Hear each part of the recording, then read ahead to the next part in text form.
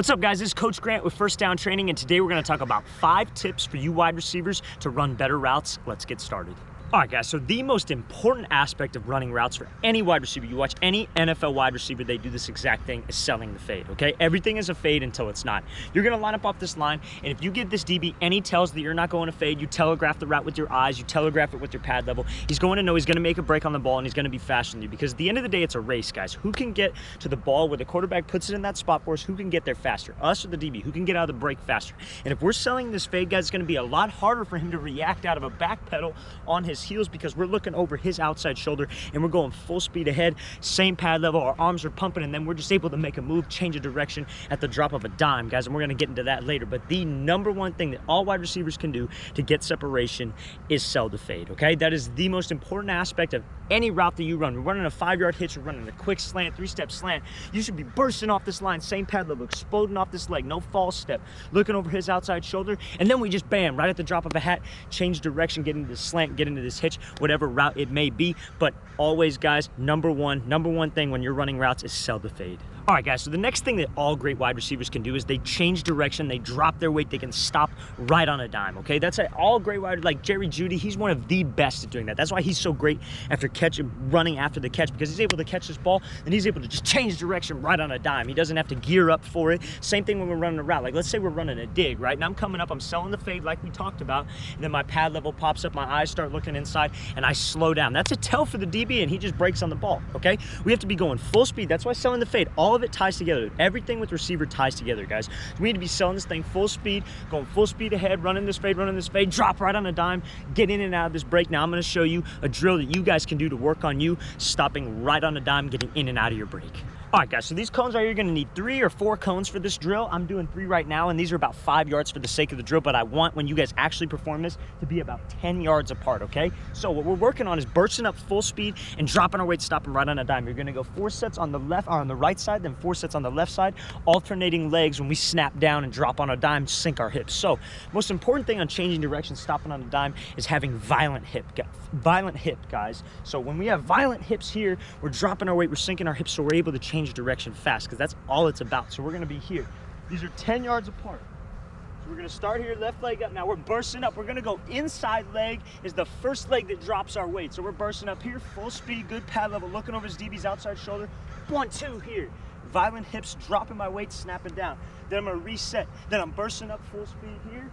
Violent hips, dropping my weight, trying to get my chin to my knee, stopping right on a dime, reset myself, then burst up full speed, okay, guys? So what this is going to be working is you selling the fade like we talked about, and like we were saying, change of direction, being able to stop right on a dime, guys. That's going to get you so much separation. It's going to get this DB on his heels, but now it's most important that we accelerate out of this break, and that's what we're going to get into next. All right, guys, so now we already talked about stopping right on a dime, having violent hips. That's what gets us to stop right on a dime. Now we're going to talk about changing direction and being able to accelerate out of the break, because like we've talked about, all of this ties together. It's a race to the ball. Who's going to accelerate out of the break fast? Anybody can come up on a route going full speed, and then they drop their weight, and then they pop up and they're nice and cruising out of this thing. DB's coming out of his break. Even if we get him on his heels, if he's faster than us to the ball, he's going to break up the pass, or he's going to pick the ball off. So every time we come out of this break, every time we come here, we snap down, our second step needs to be pushing us. We're pushing up the inside of our foot. That's propelling us into this route so we can run into and beat this DB to the ball, guys, okay? Now, a lot of you will just come out, pop up, and we're slow, and we're cruising out of there. Quarterback throws us the ball, and that's why he overleads us. I think that's on us. Anytime a quarterback puts a ball in a position where we can maybe reach out and maybe get a hand on it, that tells me that we're not accelerating out of the break. So every time we drop our weight, we have violent hips. The violent hips are to get us to explode out. It's like we're running a 40, right? When you run a 40-yard dash, you don't want to be here and pop straight up. You want to stay low and explosive. Same thing on this route. When we're here, we want to be explosive, and we're pushing out of this break. All right, guys? Now I'm going to show you a drill that's going to work your change of direction, being able to run and accelerate out of a break. All right, guys, so all you're going to need is a ladder, and I would prefer this to be a shorter ladder, not those real long ones. And if you do have a real long one, all you can do is fold it and make it a shorter ladder. But this is not a normal everyday ladder drill. It's going to be a very change of direction receiver-based drill. So you're going to be here. You're going to work 4 sets isolating the left leg on the ladder, then 4 sets with the right. Okay, so we're going to be here. So we're going to focus on the left right now. So all we're going to be doing is we're going to go 2 in each box, okay? But we want to go left leg lead right now, and I'm going to tell you why. We're going left, right, left, right, all the way through the ladder. Now we come to this last one, left, right. We're gonna stick at the top of this route. Sudden stick.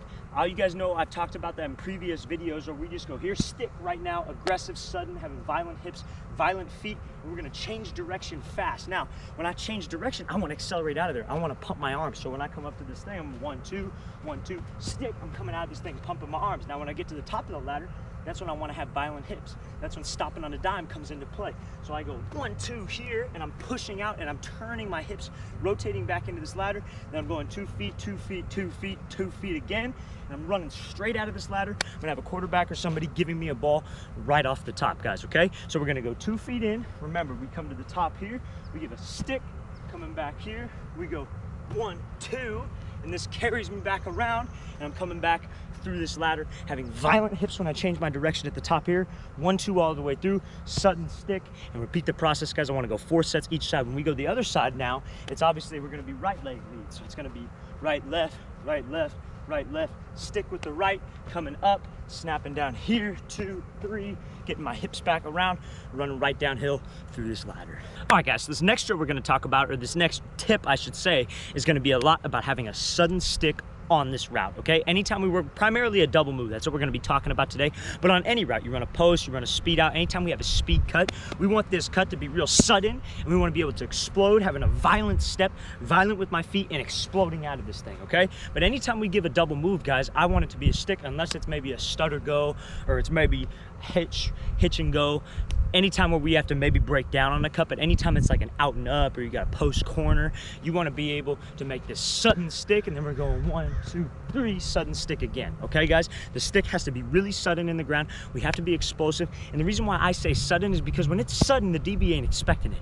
That gets him on his heels, and that gets him to react. But if we're just nice and coming up on this route, and we're coming here, and we just cruise, and we're nice and slow, and we're not sudden with that opposite leg, it's not going to get anybody on anything. And like I said, it's a race out of there, so we got to be explosive when we make this stick, so we're pushing off of this thing, and to get him to bite down, and then we do another stick like if we're working a double move. I'm going to give you a great drill right now to work your double move. All right, guys, so you want these cones to be about 5 yards apart, but right now, just for the sake of the drill, they're about 3 yards apart. But we're gonna be working this 3-step stick like we're working an out and up, okay? So you're gonna have your quarterback stand behind you right here, and we're gonna work 3 sets going each way. So you're gonna go 3 sets working this way, breaking off the left first, like you're lined up on the right side if you're a receiver, and then we're gonna go 3 sets working this way, where we're sticking off the right first, like we're lined up on the left, working this out and up. Now, most important thing is when we go 3 steps here, so we're gonna start nice, good stance, quarterback says go. We're going 1, 2, 3 aggressive, okay? And we're pushing off this inside arch of our foot. Now, a mistake a lot of guys make is when they break on this out, they'll look here.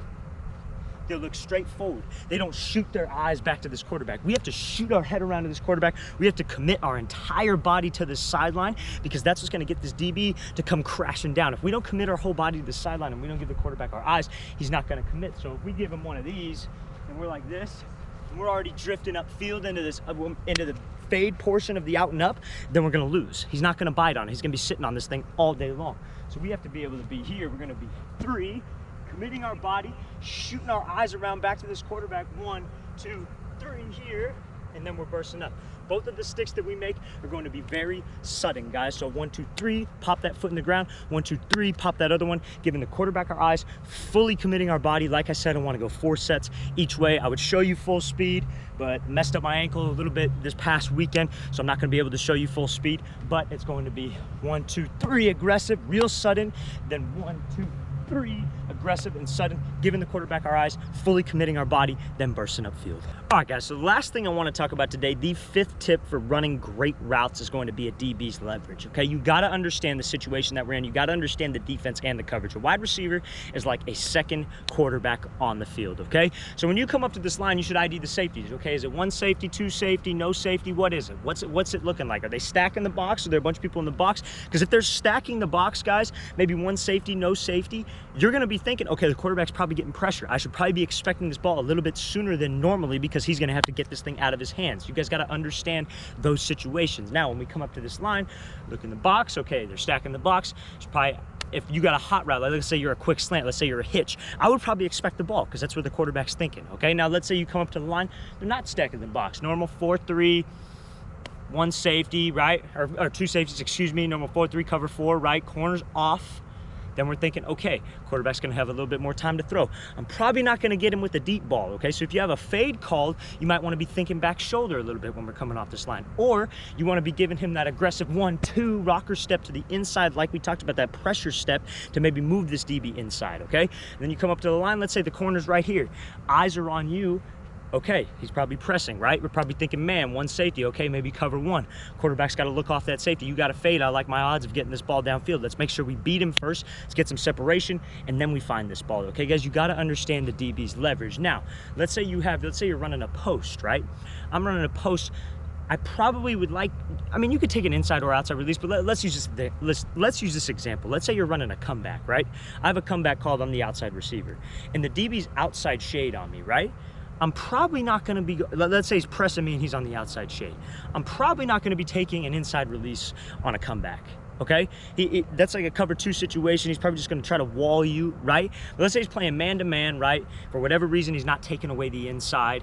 You should probably try to work him back inside and take this outside release. You got to know those kind of situations, guys. You don't want to be taking an inside release and running inside, have this DB taking away the outside when we're running a comeback, because you're going to have to swat him away. You're going to make it much harder on yourself, if that makes sense. So you got to understand those situations. You got to understand coverages, guys. So you come up to the line, you got that pre-snap read just like a quarterback would. You ID the safeties, ID the corners, ID the men in the box, and we're going to be fine, and we're going to be able to structure our routes in a game situation to that.